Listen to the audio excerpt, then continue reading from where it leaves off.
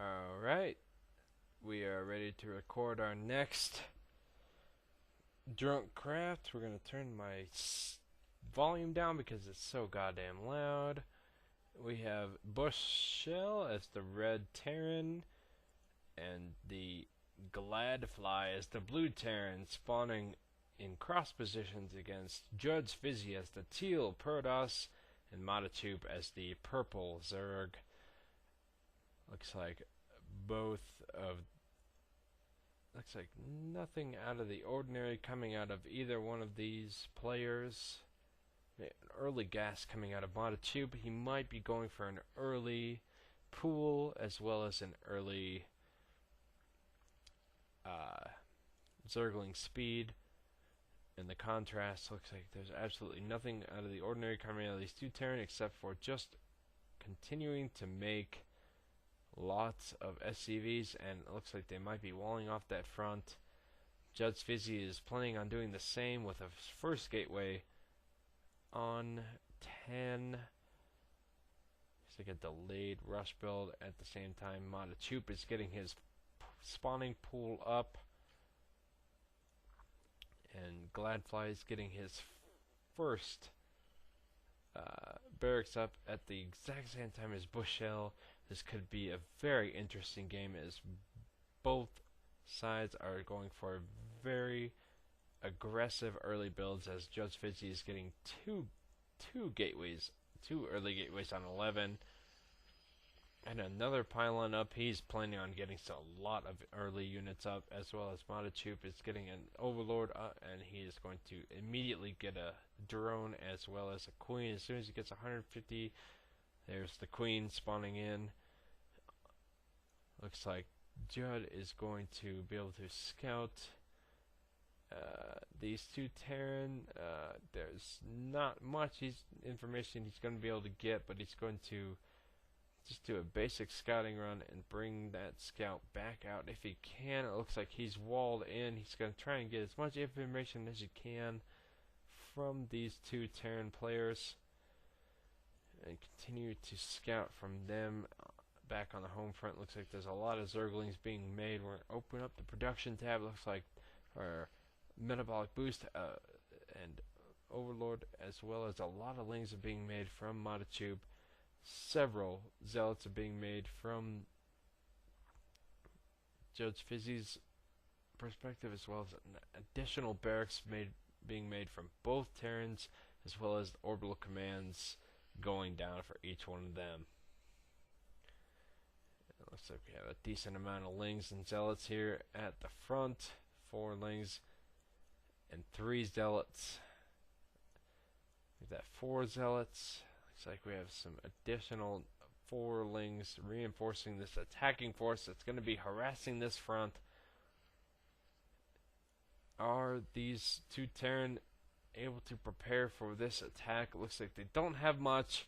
They just have this barracks has lifted off and has begun making a tech lab, reactor, and this reactor and this supply depot are going to be really vulnerable to attack, and they have not fully walled off. These units are going to do a huge amount of damage because they have not even begun to wall in.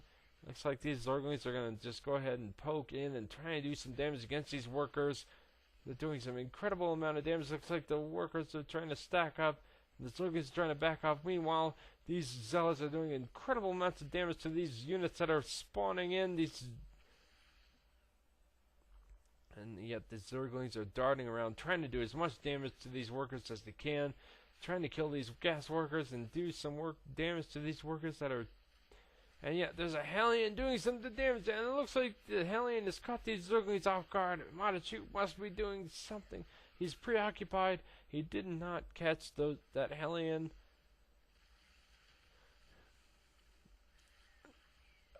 But these zealots are still doing some insane amount of damage against both of these Terrans. Looks like these 2 Hellions are going to be able to take down these 2 very low health zealots. There's one that's going to go on, there's the other, and these 2 Terrans seem to have held it off. However, they are extremely far behind. If we look at the unit counting station, We have 7 SCVs for the red Terran, 17 for the blue Terran, and in the teal Protoss camp we have 18 SCVs and only 14 drones for the rushing Zerg. However, it is 10 Zerglings and 4 Banelings being made. It looks like they're going to go for some more aggression, maybe. See, we have 4 Zealots,